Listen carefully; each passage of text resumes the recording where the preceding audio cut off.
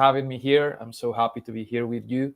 Um, I don't know if I'm like an expert in this scenario, but of course, I have to be grateful with Jose for the invitation and with you for having me here again and listening to me. So I was thinking like I'm not gonna do like a full lecture on this. It's more like a conversation.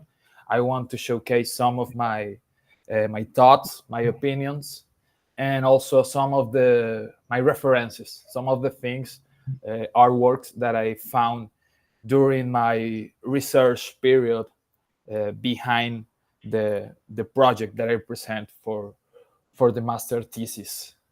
So I call this class Sound Ecologies of Power and Resistances. And it's going to be divided on two parts. The first part, I'm going to be focused more on a more political aspect, maybe a more sonic activism uh, kind of view. And I'm going to also think forward what it means to be a political to have a political listening, right? So I'm going to start with this more theoretical framework, which is of course going to be biased on my own perspective, um, my own way of life. I assume each one of you will have your own thoughts, being political, being cultural. So I'm really open to discuss this. So I wanted to start talking about this subject, showing you my bias, which I think are mostly cultural, and I think also are very linked with the place where I was born in, right? So makes a lot of sense. They start with this presentation talking a little bit about myself. My name is Juan. I'm from Colombia. I went to Portugal like 2 years ago, or probably a little bit more, and I started in this exact same class, same mestrado. I guess this is the master, right? Um, okay, so I went there because I wanted to have like a different view of what life means and about what I could do with my career. I'm a musician. I'm also a sound technician, a sound professional. I do teach a lot about sound, but I was also really into politics. And being Colombian, being a person who is born in the south of America, in this continent, means that a lot of times you have to make political statements each day in your life, or you will find out very soon that you have to become a very political person because there's a lot of scenarios that come really early in our life where you kind of find yourself in conflict scenarios or just resistance or power dynamics that fall into you and fall into your societies. So that's like a small brief on how I think about politics and how I think about uh, being Colombian and having this incredibly big responsibility for our country, for our people, and for our societies. So I had the big opportunity or idea or purpose, I don't know, to gather all the things that I'm really passionate about: politics, sound, art, music, and make them like to fulfill what I wanted to do in my career, and that is what I did for my master project. So it became clear for me that it was a really good idea to focus on politics and sound, and of course on sound art. So in this class, I remember we watched some artworks which I kind of identified as political pieces. So I had to do like some essays. You probably had to also. And I remember reading this first paper, which for me was kind of revealing, really important paper for me. Um, because it is a paper that talks about how in musical ensembles, in musical groups, are a lot of political distribution and political negotiations and hierarchies. I'm sorry, hierarchies and structures, right? So this led me to think about a lot on my own musical practice and my own sound practice, and how I can make it uh, more democratical, more plural, right? So maybe you can think about some music ensemble that you did play or you didn't get involved, and you can easily recognize structures. So if there's an orchestra, you can recognize a hierarchy in the orchestra. If there's a band, a rock band, you can recognize that there's a hierarchy behind that rock band, and that implies a politic and a structure, right? So for me, it gave me this idea to make my sound practice uh, more democratical, more free, or more plural, I guess. And it came with a lot of challenges. It is still very challenging thing. Um, and I came to the idea that probably sound installation was one of the most easiest approaches for this radical democratization that the author is talking about. Why sound installation? Because I wanted to give like each element, each sound, um, each parameter the freedom to act not by what I wanted to do, not by my intention, but mostly in a in a response to some other elements, probably from the environment or probably even from digital data, right? So that's why I kind of went into sound installation, thinking about how um, this practice, this discipline, has this big impact and this potential for political thoughts and for democratization. If you want me to stop in any time, you can tell me. You can uh, talk. It's okay. Okay. Even if I'm talking maybe too fast or too slow. It's perfect, Juan. Thank you. Cool. Okay. So first, I'm also really interested in giving some theoretical framework. So I gathered some authors uh, who talk about what it is political, right? So I have these two, which I think are really important for my research and my own way of perceiving the things. So Rancière, which talks about how politics consists in reconfiguring the distribution and to defining what it means to be the common, the community, the subject, and what it means to be public as someone who is perceived by another, right? And what it means to be heard.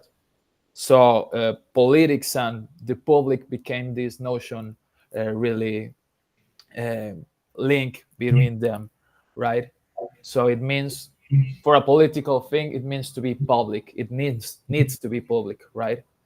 And then there's this author who uses the work of Hannah Arendt, and he talks about what it means to constitute a free and equal politics in contrast to anti-politics, in contrast to the theories of oppression and the dynamics of the modern world. So for me, uh, political means that there's a negotiation between dynamics. There's a negotiation between two subjects, or maybe an object, or even maybe between different species, right? So, what it means to be political means to be inside this negotiation of dynamics, mostly of power. Also can be cultural, but also can be economical. So we all can become really political if we start to think about this, if we think about uh, what are all the implications of our actions, even buying things or going to vote or even speaking or going to hear people in the street, right? So all of these things can become political when we start to negotiate our place in the public sphere and the place of the other people in the public sphere. So, of course, this is what I'm going to talk more about, because this is about sound, right? Okay, so these are videos. I don't know what. Okay, let me see if I can open this and showcase. Yes, I can.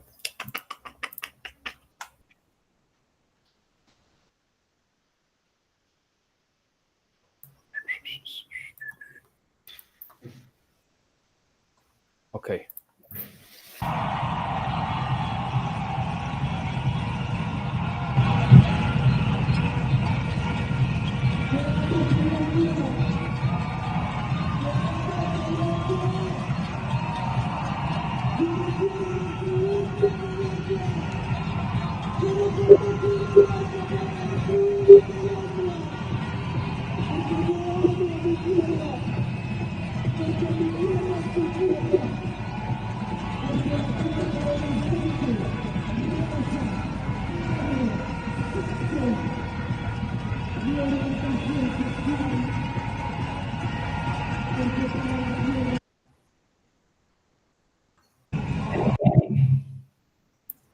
Okay, so what you heard was a kind of a parade, a political parade, a protest that was done here in Colombia like 4 years ago, which was pretty big, pretty intense. And what you were hearing was a lot of people hitting their, I don't know how to call this, like where you cook, the pan. Is it the pan? I don't know. Yeah. Okay, yeah. So the steel pan. So this is a practice that is present in, I guess, all of our countries in South America. I don't know. We have seen this in another um, continents, but it's really, really Latino, right? So this one was from Colombia, but there's also in Venezuela. The first one were made in Chile. There's also some in Argentina. So it is a practice that became common and popular that uses sound, the steel pen, hitting a lot of people, uses sound to showcase discomfort, to showcase anger, to showcase that they are not happy with what the government are doing, or with the social situation of the country, right? So this is not a something planned. It is not like someone says, "Hey, I have this idea, let's do this." No, it's just the people gather around really organically, and they just kind of find out that this was a good idea, and they start to doing it.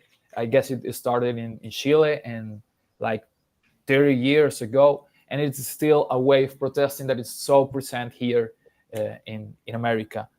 And I found it quite interesting. I found it quite cool to analyze at it as a sound practitioner, right? As a person who thinks about sound, because this is a way of recognizing the power of sound, and recognizing the power of a lot of people getting around and taking the streets, taking again the soundscape of the city, which sometimes is not determined, configured by the people, right? So we can talk about this like some in the next presentations.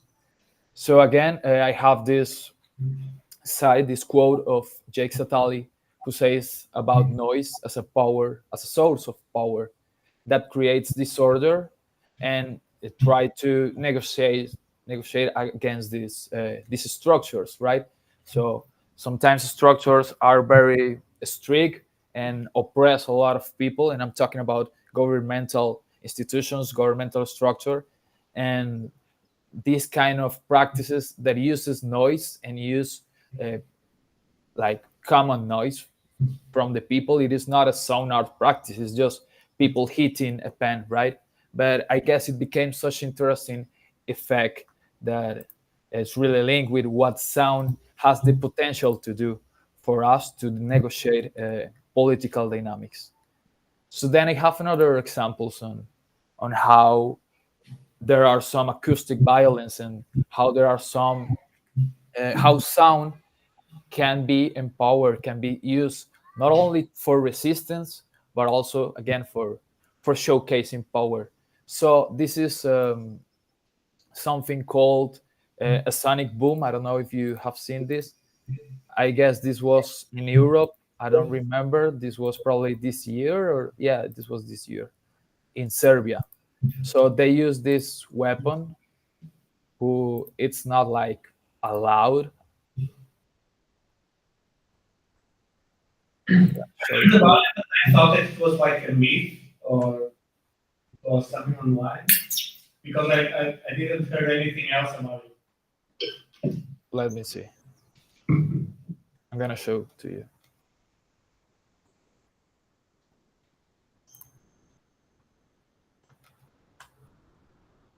Okay, it's this one. It is a sonic wave attack. Yeah. That's what they call it.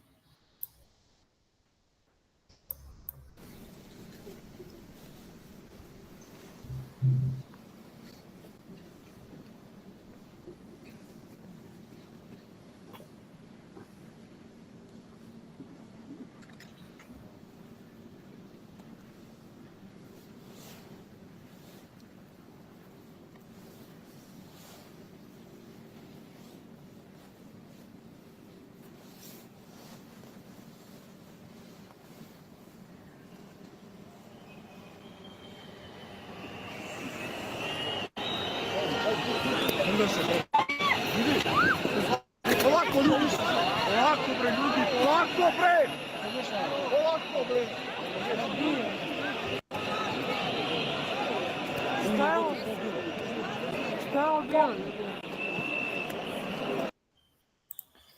So for me, those examples are interesting because they showcase that sound has this incredible potential of negotiating dynamics, even when it's for good, but also for bad, right? So these are like examples of acoustic violences, and this is like the weapon, the sonic weapon.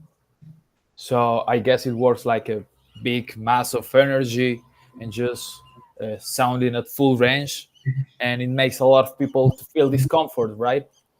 Mm, so, so for me, this is such a good example on how sound can be used for triggering different events in a public sphere, in a political or in a cultural sphere, and that's why I'm most intrigued.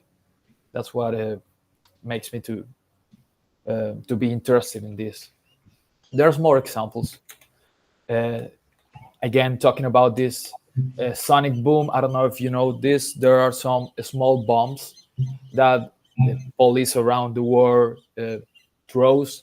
That it's mostly not dangerous. Like you do not really get killed by this, but it sounds so loud that a lot of people get like headaches and they get like this thing. I don't know what's the name for. Yeah, like you feel bad just by getting the sound right, and also by getting the light. So that's uh, another example of how sound and acoustic can get pretty violent for us. And again, it is used for mostly governmental structures. So this is kind of funny for me because I start to look for sonic booms, and the first thing that appears is this movie of Sonic. So I don't know. I don't think it should be like that, right? And then there's another big example in the scenario of the crisis in Gaza, that they have these 20, 24 hours, 7 days a week, drones flying and sounding. And I don't know, I would think that would be insane to always have a drone flying uh, in your sky and always hearing this, right? So these all are examples of how sound can get really political and how can be used. And if we, as sound practitioners, don't recognize this, um, well, governments and authoritarian people do recognize this and use it as they want to, right? So there's a big potential here with the use of sound. I also found that there are interspecies acoustic violence, which for me it's crazy. It's like we don't mess, not only mess with ourselves, but we mess with another species, right? So this is about impact of noise pollution in fishes, in marine species. So you can search for this. I'm not an expert in this, but of course there's a lot of different examples in interspecies acoustic violence. There was a case like 3 months ago here in Colombia, in Bogota. They built like this big scenario of concerts, and it is a place that is mostly surrounded by forest and birds and nature. So there's always like this big idea that the human activity is most important, and sometimes we don't consider other species also as a as a subject of rights and as a subject of acoustic uh, rights. So that's what I've been mostly interested lately. So there's a lot of this in internet, interspecies acoustic violence, and I think it's kind of something to watch out and to be careful. Also, bees suffer a lot. Okay, so we start to recognize that sound is used to negotiate power dynamics, but also silence. So if you go to the news portal and you look for silenced or this political was silenced, this guy was silenced, he was killed to remain silent. So there's always an association on what silence means in the political and the political sphere. And it's mostly about um, losing this ability of be a political person, of be heard and of be seen, right? Of be recognized. So also silence has like this big impact in our language, I guess, in the way we speak about this, but also in the way we recognize other people's. So it's probably also cool to think about the politics of silence and the politics of those who are who remain in silent, right? Whether it is voluntary or whether it is oppression, right? So it's not only about sound, it's only about silence, how we negotiate power dynamics. This is the picture of what I wanted to show you in the video of Colombia. This is the steel pan, and they hit it, and yeah, it makes a lot of sound. So it's not only one; it's like 20,000 people doing this all around the country. This was pretty big. And after this, Colombia elect like the first leftist politician. So it was like a big thing for us. It had a huge impact on our political life. So sonic events do shake social structures, right? So I start to think about the soundscapes of the places that we live into, not only being this the cities, but also the the the forest, the more nature places, right? I don't have right now the word in English. The farms, all these places. Who can control these soundscapes and who can decide uh, where to live in these soundscapes, right? Because the truth is mostly the people who can afford live in a silent soundscape are people who are more privileged, and of course it is mostly something about capital dynamics and power negotiation, right? And there's the other side of this story is that some places that are not as wealthy, mostly of the time the soundscape is kind of loud. It's kind of hard to live in those places. I was thinking yesterday about public spaces being like this big arena of discussion of the people who are not wealthy, such as media, such as communication, such as big, yeah, big enterprises, big, names, labels of digital information are a big arena for wealthy people, right? So I see this like as interesting comparison. I don't know if it's for you. Let me see. Okay, so focusing on what Brandon Lavelle talks about sound. He talks about sound in 4 dimensions. He writes about sound coexisting, having these 4 potentials for us as humans, right? So first, he talks about the sound as a career in the means of what it meant for the association that we have on language, but also on what we recognize on sound, on symbolism, even on poetics, on knowledge, right? And then I um, I sum up to this idea, the idea of identity.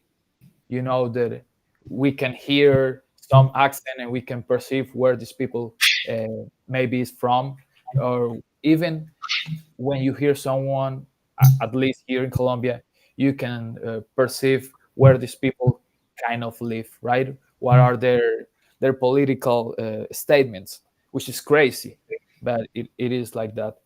So as a career, sound itself has a lot of potential and drives a lot of things, a lot of notion itself just in the sound.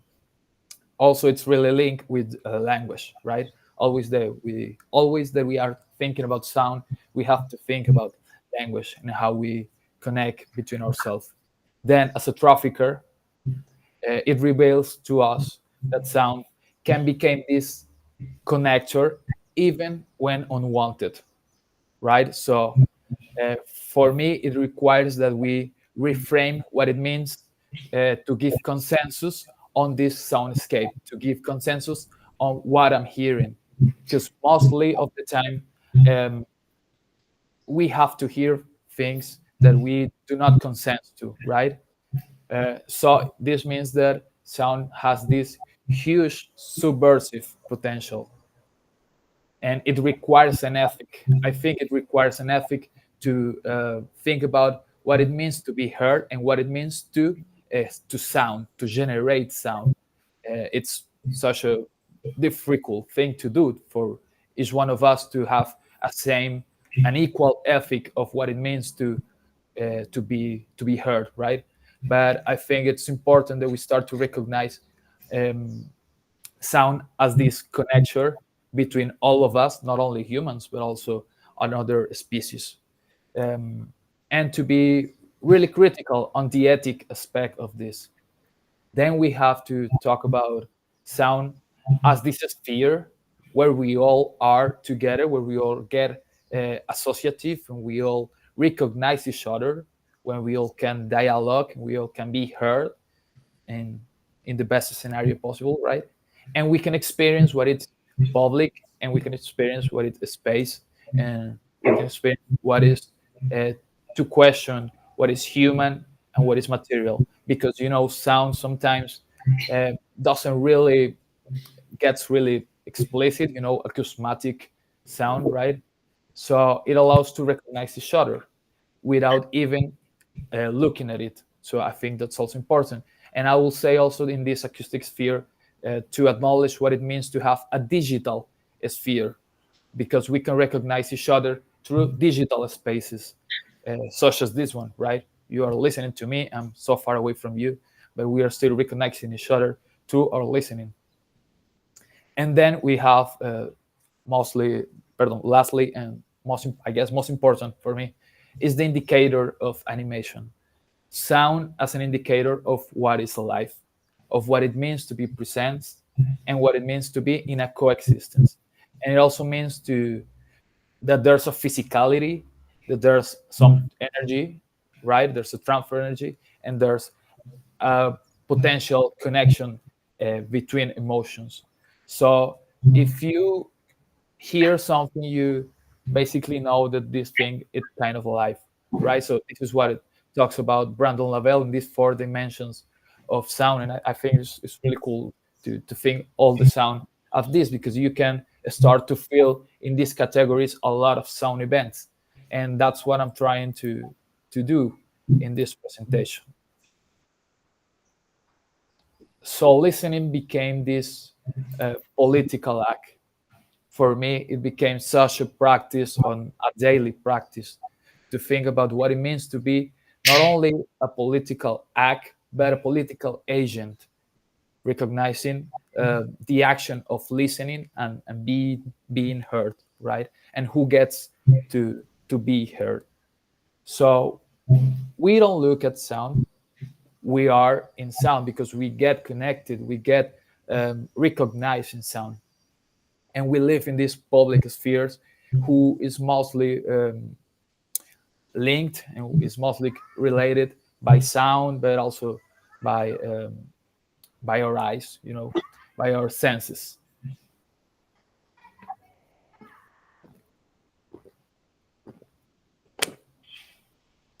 So I'm starting to think about all these public spaces as territories of conquest from the sound perspective. And sometimes it's mostly like random, there's no structure.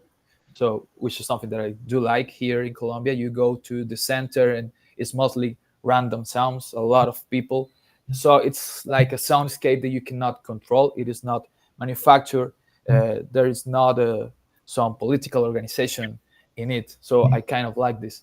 But there's a huge potential in recognizes these soundscapes of public spaces of, of territories of conquest, right? Because the body and the ears became this big tool for political engagement.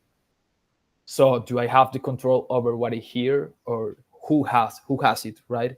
If it's like a random thing that happens, which I think it is here in some places, for me it's fine. But sometimes you go to a place and you stay there and there's a lot of traffic, and you start to question why there's so much traffic here, and you see the value of the land is kind of low and there's not a lot of facilities.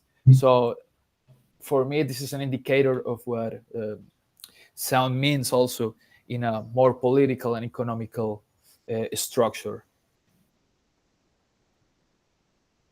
So I encourage you to think in all of the public spaces of these as these acoustic spheres of interrelationship between different actors, between different subjects, but also between power dynamics and hierarchies. So let me see if I can. Okay, I don't know if you hear this. Probably you don't. I'm just gonna show it. No sounds. Okay, don't worry. I'm gonna explain to you because this will take me a lot to to share the sound. So this is in Madrid.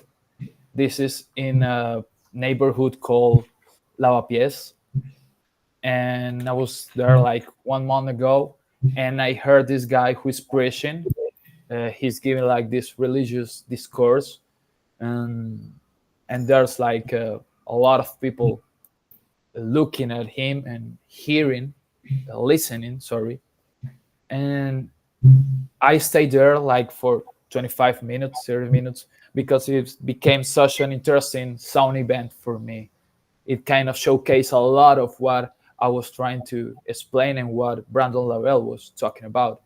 Sound as a trafficker, because I never give consensus to receive all this political and religious belief in my in my ears. But then it also works as a way to um, relation with my scenario, with all the people who is around. Everyone is walking around, and some people are hearing, some are not, some decides to ignore. But of course, this is a person who it's been heard, it's been recognized in the public, and I think everyone is already recognizing in this scenario, in this space. even when they don't want it, right? So for me, this deserve to think more about the ethic of, should I be listened in a public space? Am I like who am I to be heard? In the public scenario, in a public sphere. I don't want to give like an answer for this. I'm not interested in this. I'm just interested in the thoughts behind this guy who goes to preach there in Lavapiés. And I also was there in exactly the same neighborhood in this place here. And I remember I don't think it was here actually. It was like two streets behind. And I remember it was like a big congregation of immigrants from Africa and South America. And suddenly they start to play music and they start to dance in the park.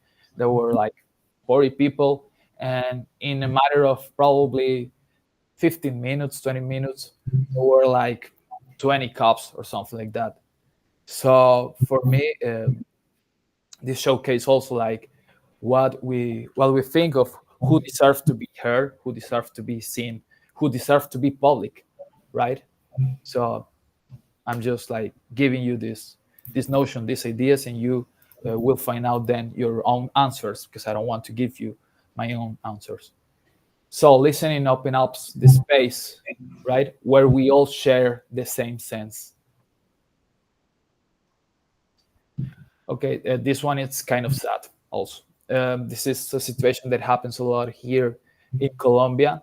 These are mostly indigenous women who go to the center, who go to the streets, and they feel the necessity to put music, to dance, and to do something, to be seen. So these are marginalized communities who need to do this to be recognized as a subject in the public sphere. Because if they don't do it, they won't be recognized, right? So it's also like kind of sad for me, because I know that they are kind of being instrumentalized for this exercise, and it creates a lot of stereotypes for them. I don't think it kind of helps them. But again, it's like probably the only way they can get recognized in in a urban environment, in a urban scenario. And that's what they are doing. They put music, they dance, and they showcase their own tradition, but uh, they are mostly asking for money. And it's kind of sad, at least it is for me, that they have to do all of these efforts to showcase that they are in a need, right? And to showcase that they exist, they coexist with us, right? So again, the soundscape as a political device of territorial control. Who sounds inhabits, who does not disappears, right? So if you think about people asking for money in the streets, they have always to do something to inhabit, to exist, to be present, right? And that's something that I'm really intrigued about, and I try to always recognize them.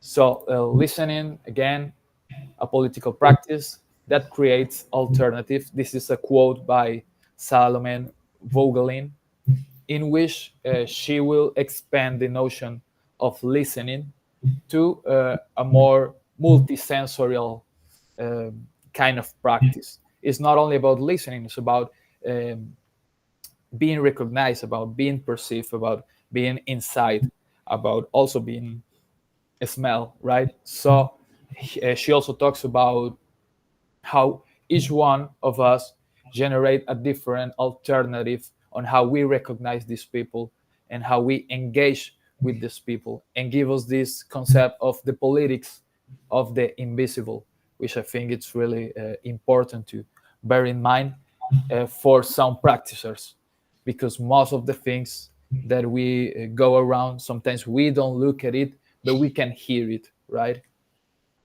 I don't know if you remember that movie of The Son of Interest. Yes. That's a cool example for that ethic of the invisible. Okay, so again, I give like this idea of hearing, which is not mine, the idea, sorry. I bear this idea with hearing as an ethical act, right? And this is an example of exercises of projects that have been done here in Colombia, where they use sound and when they use listening as a practice for memory, for identity, forbidden, for forgiveness, and also as a central methodology for conflict research.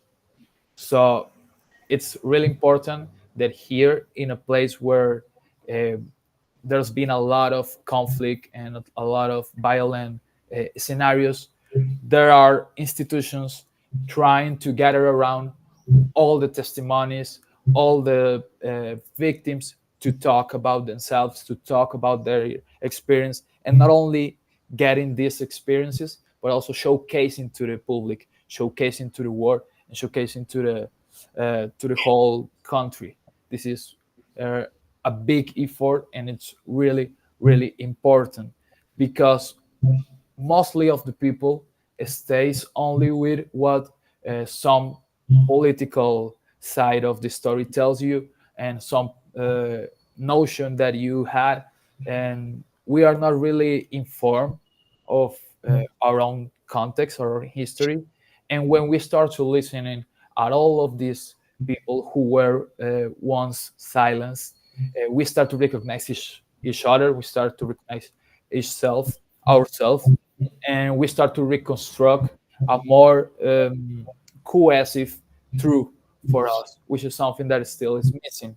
You know, polarization is such a big thing right now in the modern world politics, and sometimes when you start to gather all these testimonies and we hear the victims, I guess is such an important and necessary effort for all of the people who live in a conflict context. So this institution recognized this, and I'll talk a little bit more in the next how you call this, the next images. I don't. Okay, more quotes. When we talk not only about sound being like energy in the wind, right, but also in the body, right?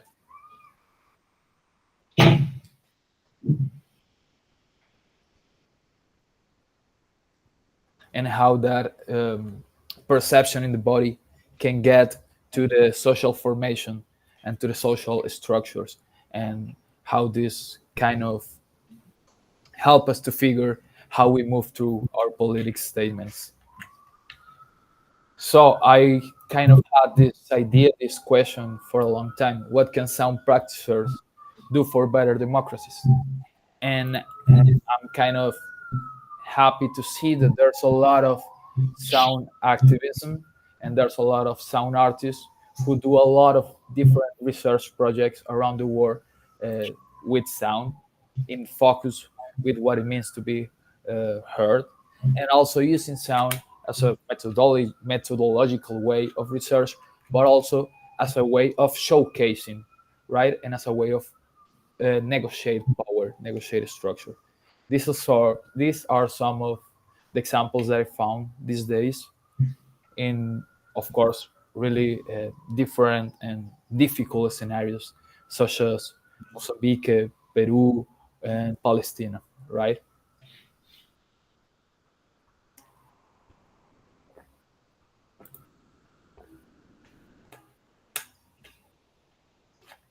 This is a conference that is in YouTube. If you watch it, I found it really cool. It's called Ecologies of Violence and Resistance, Art as Decolonial Practices.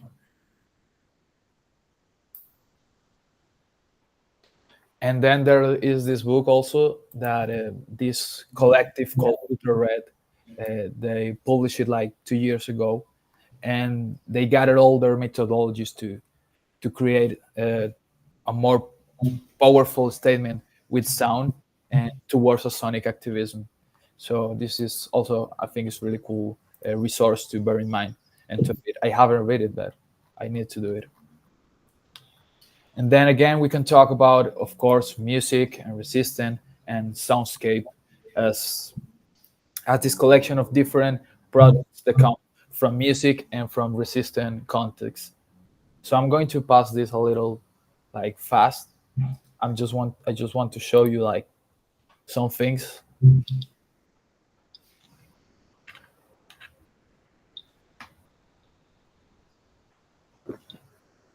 There's been a lot of efforts to help to reconstruct this idea of the soundscape for a more for better democracies, for a more equal societies, for a better recognition of each other, and for being seen, right, being heard.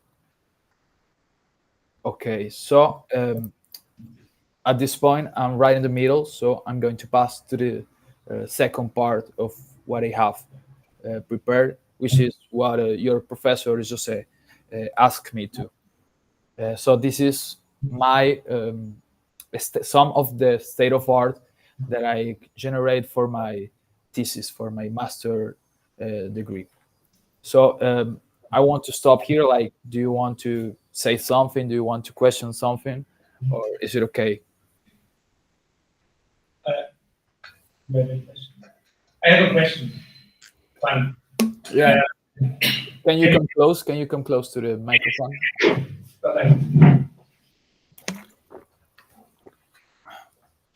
So my question is, what do you think, for example, when you talk about that that case of that women in Colombia that they were on the streets for asking for money, so they have to sing and to dance and make noise, because now then my question is, what do you think it's the main difference between the visual and the sound, because they are not the same, and sometimes it's easier for us to make this confrontation between the two things. What do you think that it's unique in these cases of using sound to make a claim of existence as a political act, comparing to the visual, to the image? Makes sense, the question? Yeah, I guess it does. Yeah. For me, it's mostly about the need of them to showcase something about their culture, because they are not dancing like, pop, or they are not putting pop music. No, it's their music. So this is mostly the only scenario where we in the city see those communities. So for me, it's kind of hard that the only place where we get to interact with them are these spaces, and they are using sound, their own sound, their cultural identity sound, their music, their own dances, their own way of dressing, right? So just to ask for some money, for to ask for some help. And for me, sorry. But in these cases, what do you think that is the difference between see and hear? Because see and listening, or between being seen, and being heard. So, what is the difference? Or it's part of the same thing, or there's difference there? I'm not sure if there's differences. What I can say is that sound is, at least for me, I think it's easier to get engaged by sound, and it's also you can recognize sound more further than you can see. Also, with the thing about watching is that you can choose where to watch, right? You can choose where you put your eyes. With your ears, it's a little bit more difficult, right? So sound has this subversive potential of interaction. Even if I don't want to listen to, if I go through this street, I have to listen to this. And when I'm listening to this, I'm confronted by this reality. And then I have to do an ethic statement if I want to hear this, if I want to interact, if I want to engage, or if I want to be part of the person who is doing efforts to make them more invisible than they are, right? And I don't think also that this should be like a concern of normal people like us. Of course it is, but it should be more a concern of governmental institutions and public institutions. I think they should be cared more, and they are doing this because they are not being cared and they are not being seen. Cool. Yeah, cool. Thank you. Okay, I'm drinking a little of water because It's it's getting okay. it's getting hot in here. Colombia, it's more The hot. it's getting cold. So Ah, if you need a break, tell us. It's okay. It's up to you.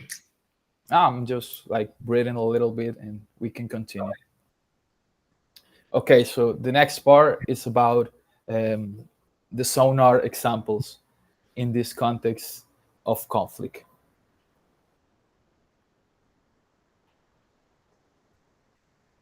This first image is Julio Cesar Palacio, who is an artist who's from Venezuela, and he works also in Spain. And he had the opportunity to go to Gaza and do this installation. This is in Belen. This is called Sound Tower. So what he did was he recorded some of the music on the soundscape of Venezuela and played in Belen, and then he recorded some of the soundscape in Belen and did this exactly Sound Tower in Spain. I don't remember. I think it was in Spain, and he displayed it in Spain. So this is a notion and to try to link all this social resistance between different contexts. There's like this idea that all social resistance are like the same. I don't know if it makes sense for you, but it does for me. So again, who decides what is heard? This is such a big question when we talk about sound installation and interactive art. So we can analyze how these disciplines serve as platform for helping this politics of being heard, helping this ethic of being seen, right? Because we can use these configurations to emphasize the voices that are already silenced, which is what most of the artists have been doing these days. So this is a piece from an artist called Sheng Wo. I hope I pronounced that good. And it's called Sing for Her. So he focused on the migrant problem, the migrant struggle in China, and he recognized that most of the migrants workers were women who were from another places, from another culture, from another countries. They were invisible for these big urban cities, metropolis, and he created like this way of showcasing their voices, which is very physical. Like you can see it, this is like a big horn, right? Like a big loudspeaker, and it's also like a karaoke machine with a lot of songs that he gathered around by talking with the migrants workers who were mostly women. So it's a karaoke object that gets this physicality so big it intends to be seen, right? But it's also intent to be heard and to give voice to those people who are marginalized in such a big urban environment where they are being also uh, again oppressed by their labor conditions. So I start to look a lot about into different social struggles, social contexts, and different conflicts who are, I guess, popular and mostly in the south, but also in some other difficult countries like China or uh, even the Middle East. And I start to get a lot of these examples. and I just choose like some of them. So this is a piece from Laures Abu Adman, and this was like a whole collection in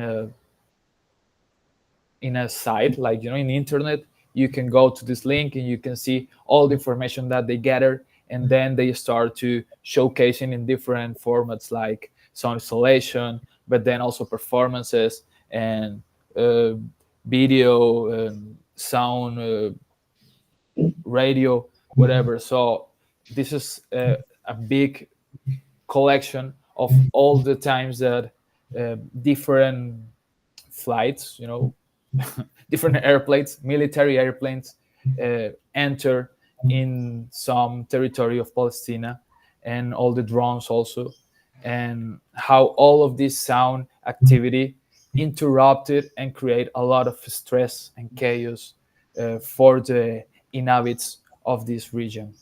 So I also encourage you to look of um, all these artworks after this presentation, because this Well, is really cool. Tell me, do you want to watch it right now? if you no, it's okay. Sorry, just to share with the person with you.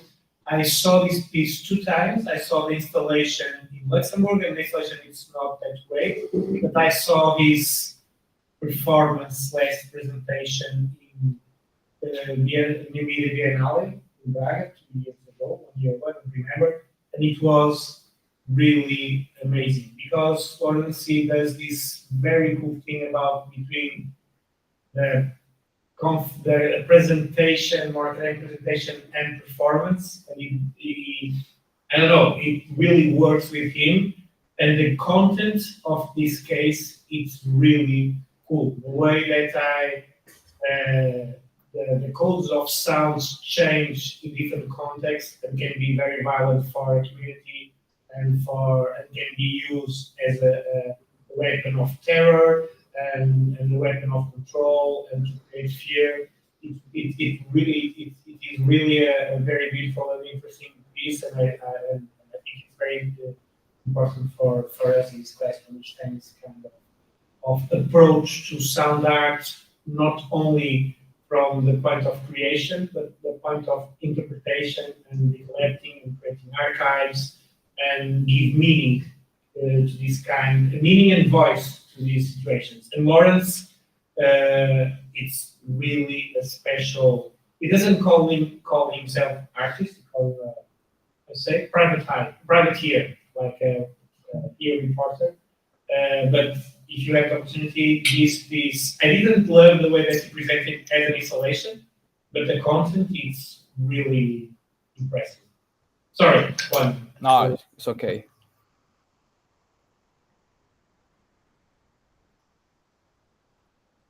This is another one. This is from Luz Maria Sanchez. She's an artist from Mexico, and this one, it's an installation in which she gathered a database of all the persons that died in the migrant struggle right in the border in a river, and she record each one of the names of the people who were dead in that scenario, and the number of the people were 2,487. So she recorded all of these names and create this installation. And I know she also has like different displays. It depends on where she's showcasing the work. So as you can see, there is not only like using the sound and putting the sound in a space, but also it's about the research behind all these sounds and the decisions on what we want to give voice, right? What we want to put in those loudspeakers, but also then how we want to put them. And there's something that for me started to be important, and is the ethic statement of where I can uh, do an statement in an ethical way. So I start to notice that most of these artists were getting engaged with their own context. So Luz Maria, she's Mexican. She speaks about the Mexican struggle. Abu Hamdan, he's from the Middle East. He speaks about this context, right? So for me, it became such a clear signal to know that it's important to have a big and clear and transparent ethic to talk about such a heavy or difficult context or situation. So that's why also makes a lot of sense for me to focus on what it means to be or to have a sound practice here in Colombia.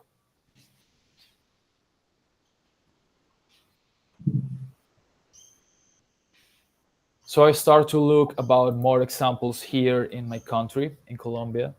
And the first thing that show up for me was this big effort that I was talking to you some slides ago, of this institution that has gathered a lot of testimonies of victims, a lot of recordings, a lot of um, different people, different subjects, and doing this such as a way of recognizing a truth and recognizing what's the voice of the victims and trying to create a better way to getting out of this war, which is really long here. It's been like 100 years of war, and there are still like there's still a lot of conflict here. So this is such a big effort, given the background that this was done when there was like a peace agreement with a guerrilla here and with the government, and then they start doing all these exercises, and then they showcase this all around the country. Sadly, not a lot of people know about this. Not a lot of people here recognize this work.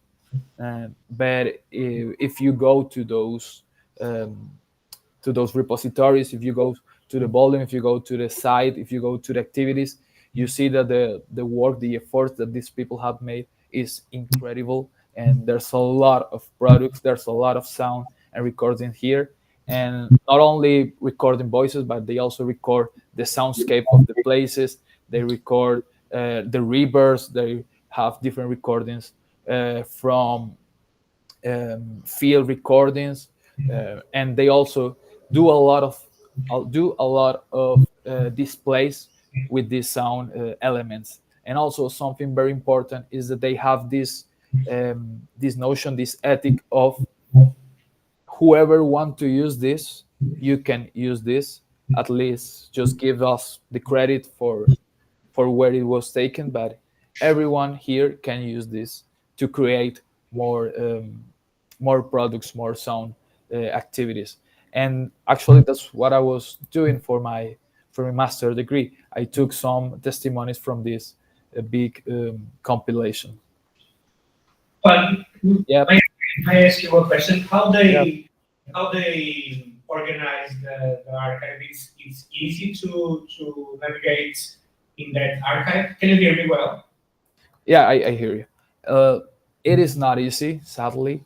Um, I think it's like not updated because I I feel like some links are missing, and there are some things that are not easily to go to that place. Actually, I found all of my recordings by talking to a person who were working with this institution, so she knew what was exactly the link, and she helped me with this. But just by googling, it's kind of hard to go to that place. Um, but I mean, you can enter, you can hear some, you can watch a lot of products, but there's like 3 times more that what you can see and what you can get. There's a lot of That's something that I see a lot, like these very interesting projects that they have a lot of work behind and a lot of effort from someone, but they are really hard to maintain and to Yeah. survive during time, because most of the time these kind of projects they are from the personal effort from a small group of people. And yeah, I think in the future, if you're going to work in a project like this, try to think how to, and I know that it's very hard because we want you to do something right away, but how the project can survive our immediate effort. Because it's a pity. I saw lots of these amazing projects. It's like wonderful people worked a lot. And because after 2 years you stopped to pay the server, or you didn't have time to, like very, very simple things. You didn't have time to organize the metadata or something like that. These projects, they disappear. And it's a pity because this is a very important heritage of our culture. Sorry. Oh, it's okay. Thanks. And also, this is like mostly founded by public institutions, by the government. So if there's a politician who get elected and don't care about this, he just didn't give the funds, and that's it, you know. So it did happen with this. There were like 4 years here that this was mostly like nobody cared, nobody did anything, but the work is there, right? And so we need to use this to showcase, to give them to the public, to give them to the society, because I think it's such a big effort, and there's a lot of things there. There's also a lot of writings like essays and short stories and novels, which are really, really, really nice.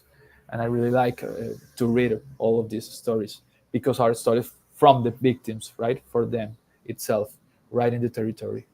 So there are some other examples, of course, some other artists, and this one is like the one that I kind of recognize is the most popular, which is called Leonel Vasquez. And this installation, it's called Rio La Verdad. So he kind of create this artificial pool in a shape of a river, and then he used some loudspeakers hidden in the river to showcase the testimonies of some people who were related to victims who were disappeared in the river. So there's also a big effort in all this idea of recognizing territories of victims. There's a big effort on recognizing also the water bodies, right, the rivers, as an agent of rights and as an agent of also as a victim, because there's a lot of rivers who were polluted. There's a lot of people who were killed, and they to the river. I don't know what's the word, like, you know. From. Yeah, that. So this artwork, it's linked with that idea of the river also as a subject of rights and as a subject who is also a victim. So we have to start to recognize also different species and ecosystem as a victim of all our human activities and war-related activities. This is also kind of cool. So people in different towns, small towns, they were there and they go to the pool and they listen to the the the testimonies of the people that he gathered around. So again, it's like a big effort to gather around testimonies for people who were victims or who were related to the victims, and how you showcase and how you display this for a big engagement, for a more impactful way of showcasing not only data, right? This is kind of important for me, that these kind of things don't stay only in figures, don't stay only in data, but we can put this like in front of the public sphere, and the people can engage and relate with this via their sense, right? Through their sense. This is also from Lionel, and it's like a similar idea. He gathered around testimonies from this town and create like this chair who resonates with a loudspeaker who is somewhere here, and so you can hear the testimonies if you come really close to the trees. And these are installations that stay in their town, so I think that's really cool, because everyone can go there and engage, and it's something that will stay there like perpetual. Of course, you have to update them and you have to be really responsible with to keep them working. This is a sound installation also from Maria Ordóñez. So she gathered around testimonies of different people who were disappeared, and recordings of people who were disappeared, and also from their familiars, yeah, from their uh, closest one. And he create these small artifacts, these small objects in a telephone shape, so everyone can go there and can hear what these testimonies were. So it's also about the physicality of the space, the way how people engage with this sound is not only like hearing, but you have to go there physically, be there, and uh, make an effort to engage with this, to hear this. It's not like only a loudspeaker and that's it.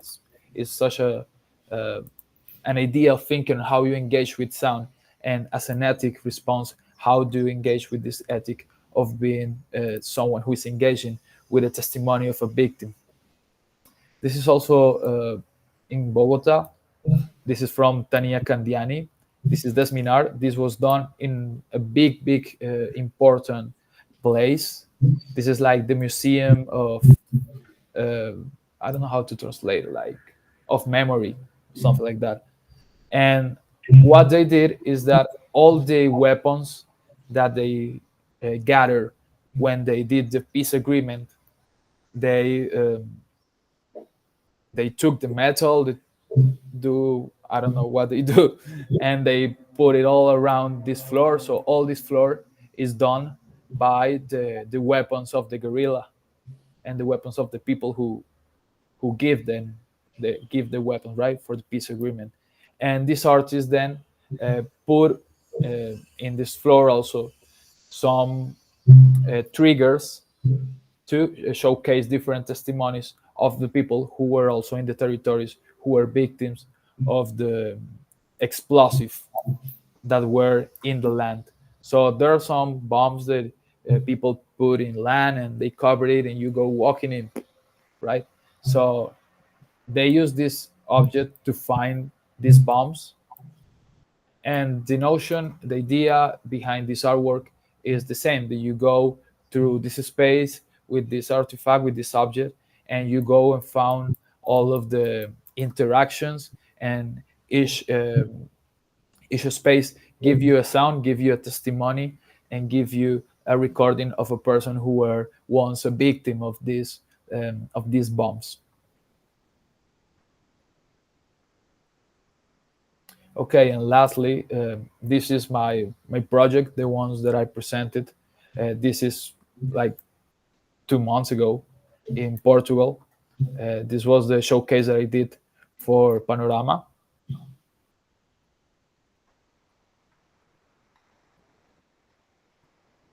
And my work was based on creating a database that gathered around the figures on how the dynamics of the disappearance was done here in the place where I live, which is called Tolima, Ibagué, in Colombia.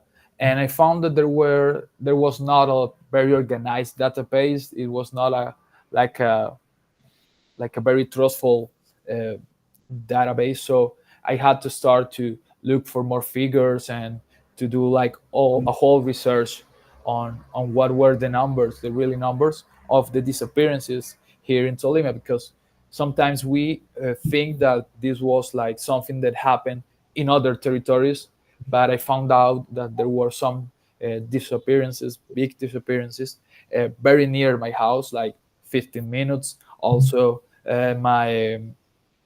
my grandfather used to live there. We still have a farm in that place, so I never knew about these disappearances. So I focus on on getting all this story behind these scenarios and getting the figures in the database. And then I realized that I want to showcase this in a way that gets engaged with the people and in a way that people can get a notion of what I'm showing them,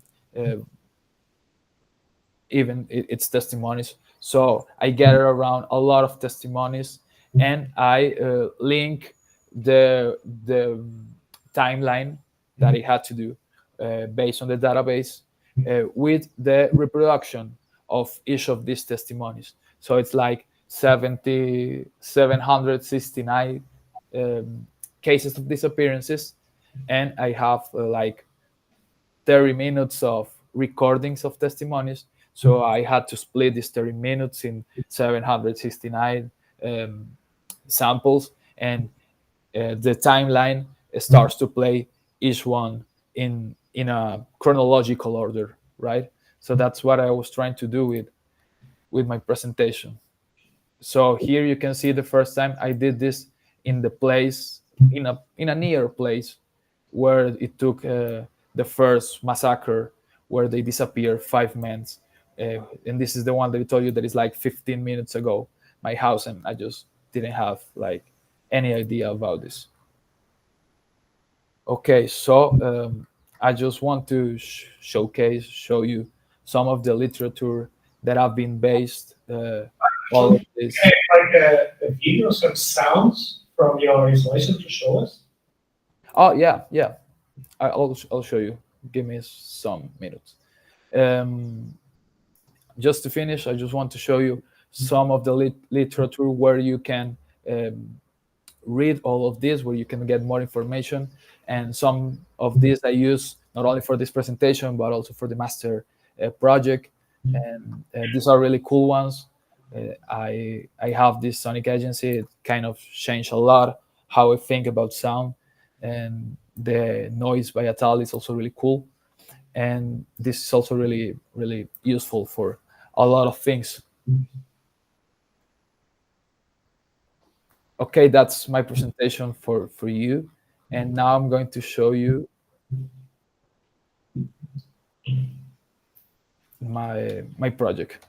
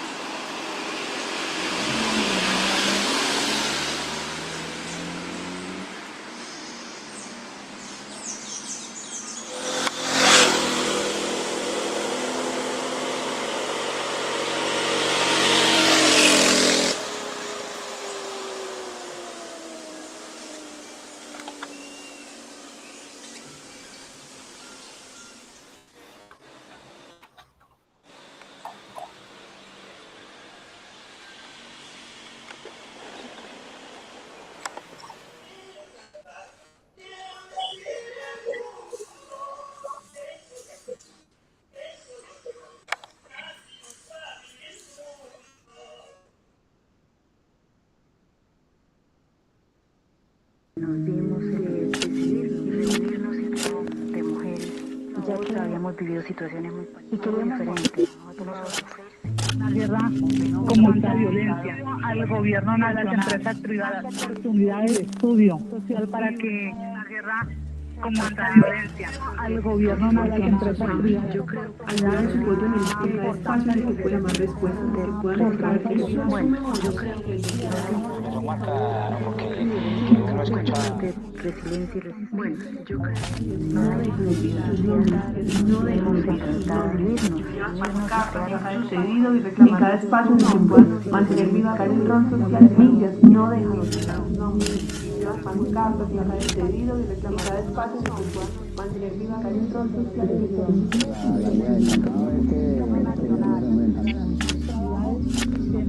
Y una igualdad, el cómplice y los que no todavía muchas que le pido al gobierno y a las empresas privadas oportunidades de estudio social para que se esclarezcan muchas cosas todavía personas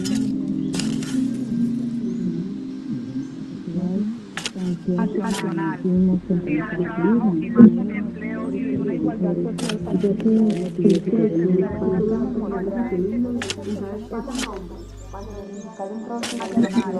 La vida del cacao es Nos vimos en la necesidad de la circunstancia a la que nos dimos El pecho en las pancartas, lo sucedido y el pecho en las pancartas, lo sucedido y en cada espacio un hombre, mantener y indicar el rol de la vida que llevaba. la vida del cacao es que los enfrentamientos entre la fuerza pública.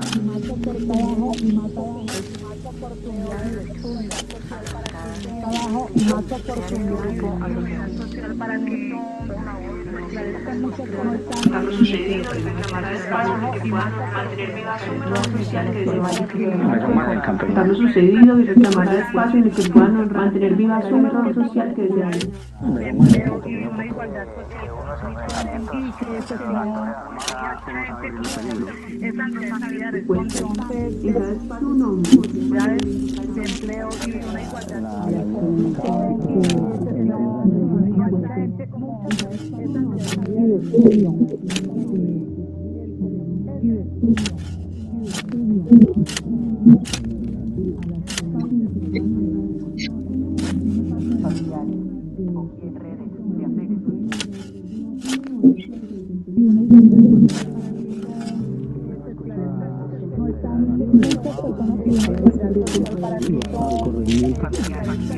está hecho Su nombre, mantener viva el rol, su nombre, mantener viva el rol social que llevaba.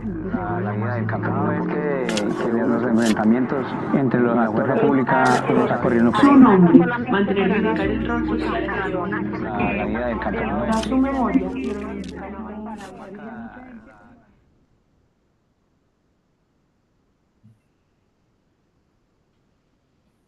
Okay, so I chose these loudspeakers, these small speakers, because my idea was to leave those speakers like buried in the ground in that place and to make them work like independently. I still haven't done that, but I have to do it.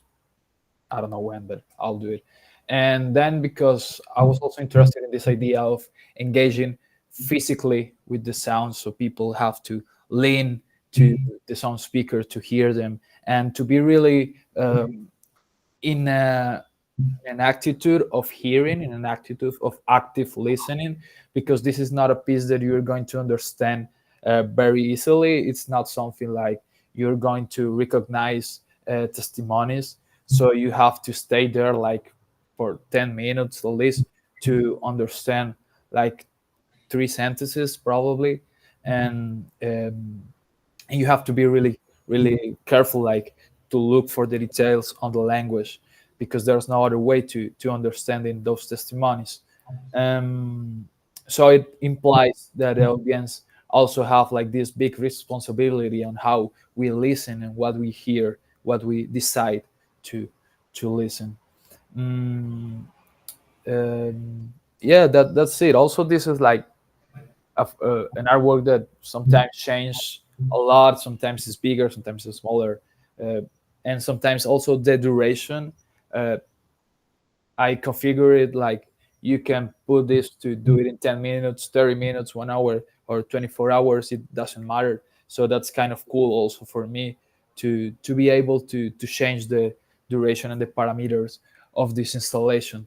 So it becomes like this space and this own thing that lives and works alone, not by myself having to do things around or moving around, moving parameters around. It works by itself, and that's how it's configured. And that's what I really like about this. And I did some other installations also in Portugal. I remember I did one, and it was also about soundscapes and about parameters moving along, right? So it's mostly about the space and what all the sound triggers in the space and what triggers in the audience. And mostly it's about senses and emotion and how we use those emotions to potentially became a political statement and a social and cultural statement, in a way that we engage towards a better understanding of what it means to be a political and to be a democratic culture, not only for us but for all of the people. So, well, I hope it was like helpful for you. I hope you like this, and I hope you get something from this and you enjoyed it. And again, thanks for having me here. That's all that I have. Thank you.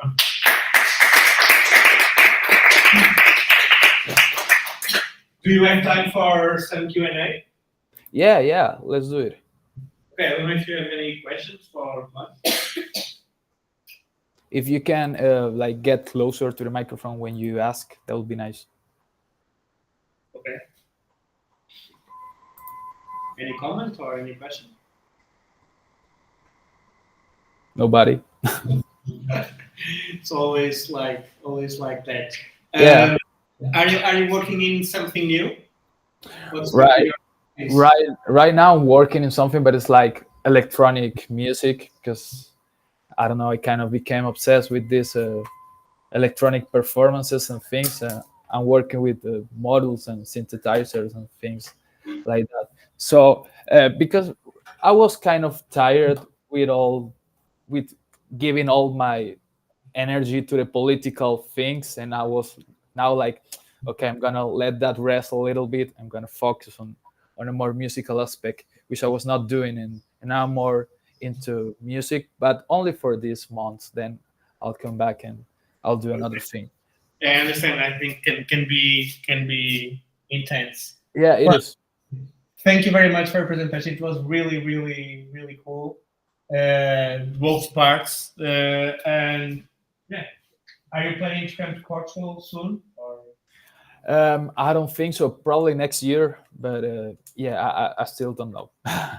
If you can say something. Of course, I'll do. Thank you, Juan, and I will Thanks talk to you soon.